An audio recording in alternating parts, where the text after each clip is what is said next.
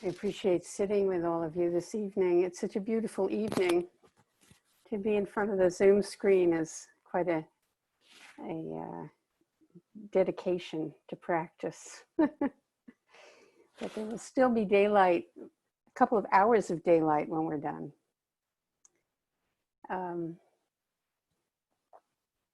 So tonight, I'd like to talk about, the title of my Dharma talk is, Who Knows? I'd like to talk more about who knows, this phrase that we may all find ourselves using judiciously these days. There's so many dramatic unknowns that we all share at the moment. And I know many of you are feeling isolated and are worried. You, like me, may have been having multiple conversations with friends where you're all reviewing the troubling possibilities while also holding out hope. And then the conversation ends with, well, who knows? That phrase, who knows, is a natural koan. And I think it's a wonderful one to take up, just because if we consider it kind of closely together now, that the next time you hear it, it will just bring up an awareness of what actually we're saying when we say who knows. We're saying who knows, and we're saying who knows. So all koans asks us to suspend the path of thinking and knowing in the usual ways, the way of thoughts, the way of fantasy, way of planning, and instead to turn to the source of knowing. Who does that kind of knowing? In other words, who knows? Who knows? And really that's a very foundational question that we ask and that we look into in this practice. At the source, the practice points to the source, is always pointing towards the who in this present moment, which is the direct experience as the entirety of the self, and not knowing as the way. Capital W, way, not knowing, the way of not knowing. Direct experiencing as the totality, as the who that we are, as we are, at the ready for what emerges next. When we are this who that is thoroughly present, we meet the circumstances of our life with all of our resources and open-heartedness. Even if this question, who, doesn't make sense. So sometimes, in Sanzen, you'll be talking about something and I might say, who is feeling that? I know when that's happened to me in Sanzen with my teacher, it usually just stopped me. Like, what do you mean, who? Me. But it's really asking us to look more deeply. And when this comes up, even if we're not really sure what Zen is talking about, some small voice within speaks to us and we're hearing it. That small voice brings us right here now. And practice strengthens our ability to hear this voice, to listen to this voice, to be aware. So I wanted to amplify this a little bit by reading a couple of verses from Horton Hears the Who. Are any of you familiar with that book? This is brilliant. I love this. On the 15th of May, in the jungle of Newell, in the heat of the day, in the cool of the pool, he was splashing, enjoying the jungle's great joys, when Horton the elephant heard a small noise. So Horton stopped splashing. He looked toward the sound. That's funny, thought Horton. There's no one around. Then he heard it again, just a very faint yelp, as if some tiny person were calling for help. "I'll help you," said Horton, "but who are you? Where?" He looked and he looked. He could see nothing there but a small speck of dust blowing past through the air.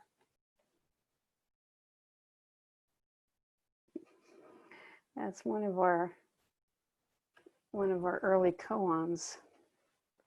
Children have so many stories that help them look more deeply into and keep them company in the looking. Huh? So this really captures in his inimitable style the open to possibility feeling that we have when we say, "Who knows?" That who is open to possibilities. Who does know? What voice gets your attention and carries you along during times like these? It's useful to look into the voice. Is it the voice of doom and gloom? Probably somewhat. The voice of fear, the voice of your inner critic, prodding you to do something more, something more effective, something more immediate. And this kind of voice unsettles us, and it can be in response to a pain in the heart. But what happens when we follow that voice without recognizing it as a voice, our hearts can close a little bit more tightly as a protective measure. And if this is the voice you listen to a lot, you may find yourself holding your breath more. Just in a very ordinary, simple way. How much are you holding your breath? How much do you hold your breath when you read the news or you hear the news or you're talking to friends about what's going on? So here's a suggestion. When the inner critic or the judge or the voice of doom or the pusher or the discourager in chief takes over your earwaves and you realize that it's happening, which is one of the benefits of practice, is we're more likely to realize that this is happening. Take a breath and remember that this present moment is where we find our wholeness. This breath releases the heart and releases the gut. And it's this kind of wholeness that can guide us to our next best steps in the world. Being able to stop the pressure and stop following the thoughts that depress us and that oppress us is an important fruit of this practice. How do we do it? If we are reassured that by not following those thoughts, we actually make ourselves more available to be helpful, truly helpful, then we can more likely work with how do we stop that voice? How do we not stop following those voices of discouragement? And I remember recently an old method from my therapist toolkit that addresses this using the body. And it helps us to practice recollection. If all that we need to do is remember to practice with the state of mind, we've taken an important step in relieving the suffering that gets in the way of our being helpful. So what we do is, here's a technique.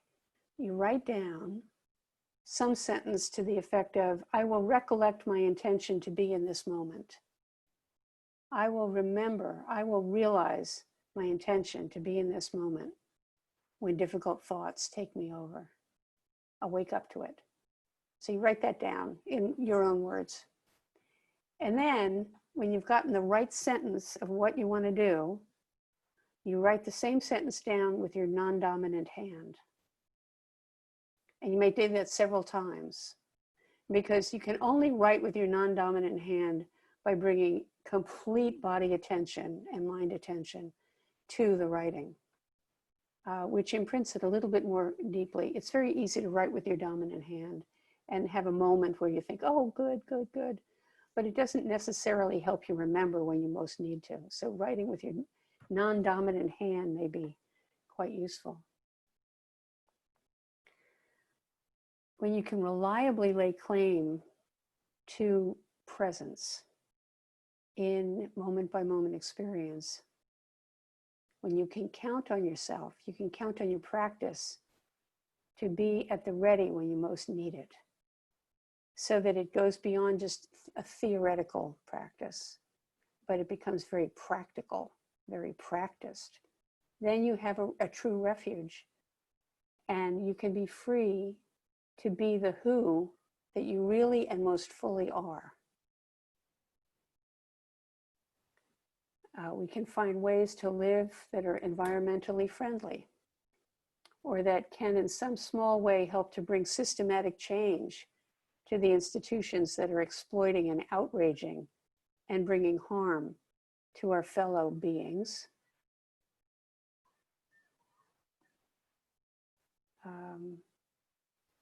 We can bring our whole self, our wholehearted self, forward to be present to those who are threatened and especially disturbed by corporate institutions that are by their nature greedy. That is the nature of them. And they disregard the preciousness of life and the earth.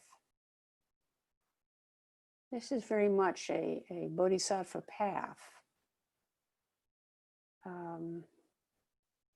So living in this present moment and experiencing it entirely, experiencing the grief, the destruction, as well as the love and the creativity, all of it makes up the who that doesn't know, but listens and responds from the wholeness that we all actually fundamentally are, and the loving heart. And the 1,000 arms of Bodhisattva Avalokiteshvara, we have all the means at our disposal to bring a beneficial effect forward, depending on our own skill set. So it's really important to think about who knows. It's important to listen to the voice that isn't calcified in habitual cultural patterns of reactivity and violence and fear and hatred. But to listen to the voice that is sourced in love and in clear seeing, in a determination to include in our concern all of life that we share, and that from which we can bring forth wise action to a world that's writhing in pain and distress, confusion and uncertainty. That's the description of samsara. Samsara is the world of desire and clinging, fear, reactivity. So we get, as we work with who knows, we get familiar not only with the voice that does not know, but the voice that does know, our knower. So what is the nature of the knower in you? That's very tied with usually with the smaller self. So our practice really is about opening. When we talk about emptiness, the emptiness is the true nature of all things, of all form. We're talking about openness, possibilities. During the Juneteenth vigil on Friday night, which extended deep into the night, when all traffic noises finally ceased on Circle Boulevard and the night breeze died down, it actually came and went a number of times. And the trees all danced, and then they became very still.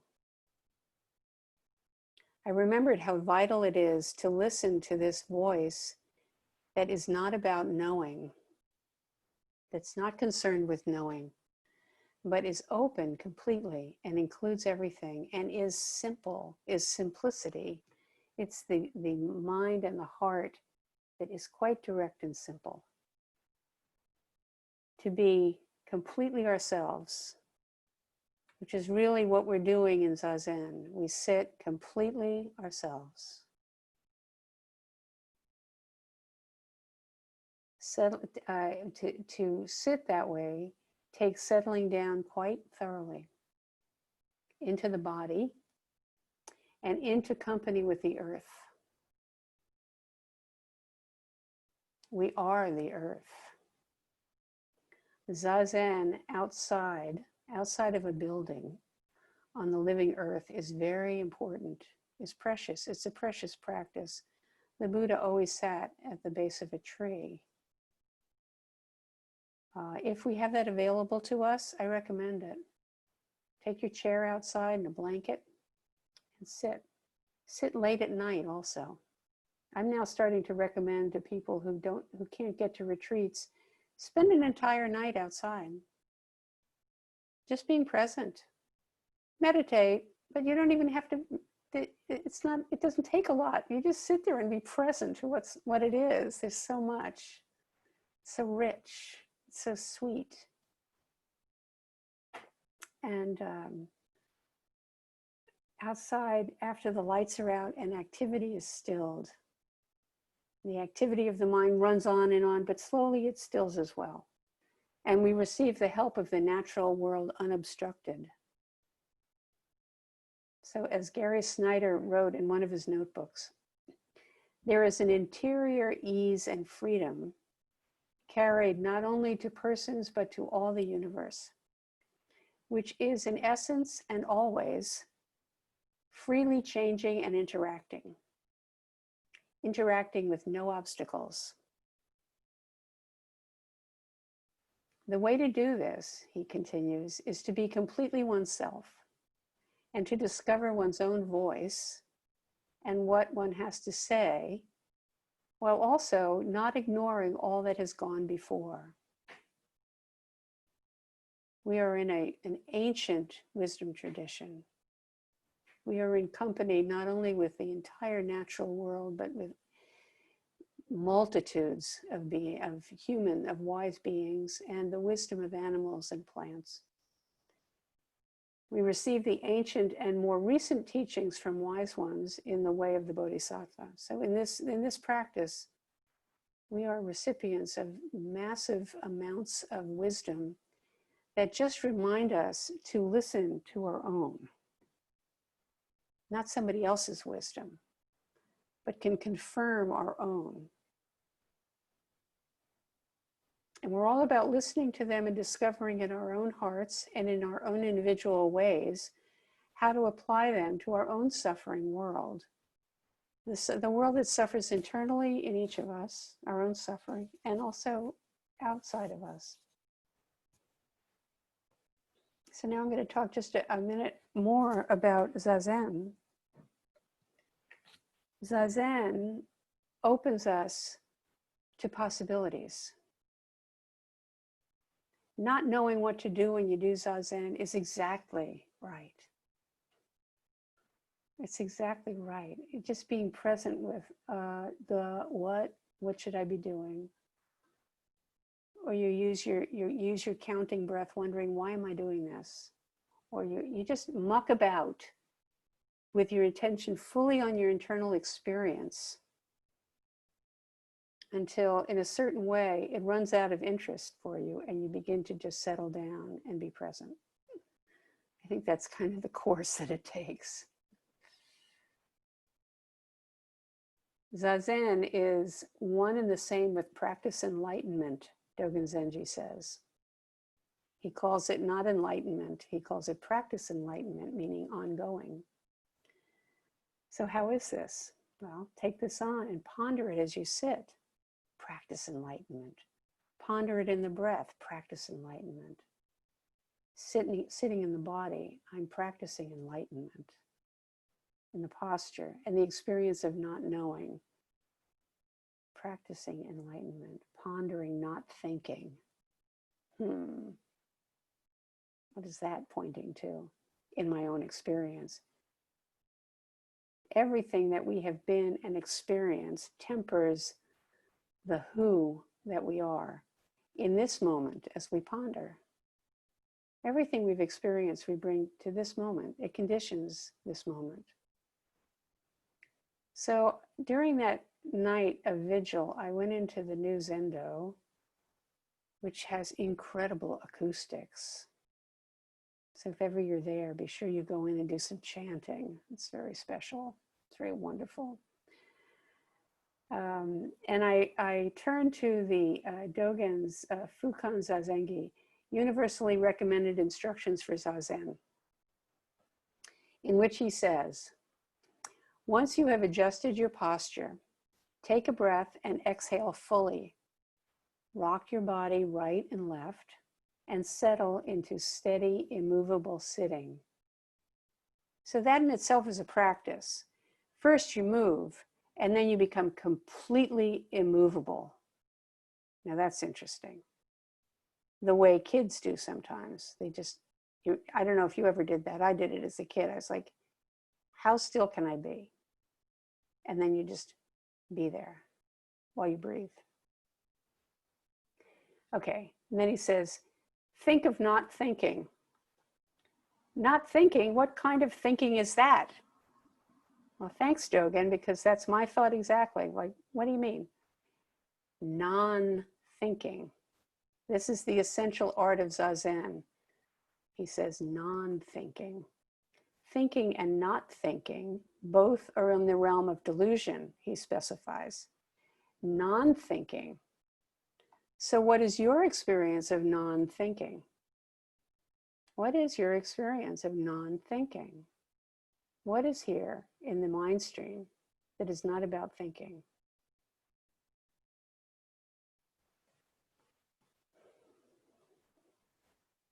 So in each breath, we let go of the mental habit of maintaining the chatter, of being led around by our endless commentary and also expectations. And using the breath to let go. You know, we naturally do that when we're relieved. We go, and let all of that tension go. And we're free now to relax our personal fearful defenses and self-interested striving and incessant roof brain chatter. And just be here now. And release into the purity of this direct moment, the intimacy of this moment, the simplicity. It's so personal. It's your own life right now, just as it is. Each breath simplifies the mind, like a blade that sharpens to nothing.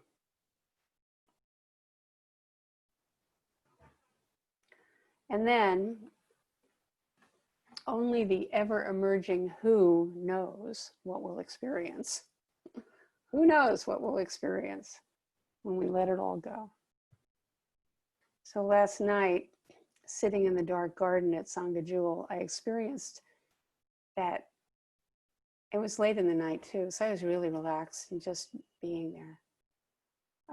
Somebody was silently walking in my direction, downward angling through the bushy grasses in the garden bed, ever closer, silent. A cat, I thought. It's a cat. But at that same moment, it stood up, and we beheld each other. And it wasn't a cat. It was clearly not a cat. It was a raccoon, a smallish one, with a mask on also. It had its own mask on in this age of masks. It just turned calmly and went back into the darkness. And that was such a blessing. Such a blessing. When are we ever actually alone? Who knows? So may this phrase light up whenever it comes along. Who knows? And look into it. Who knows? Who knows right now? Thank you.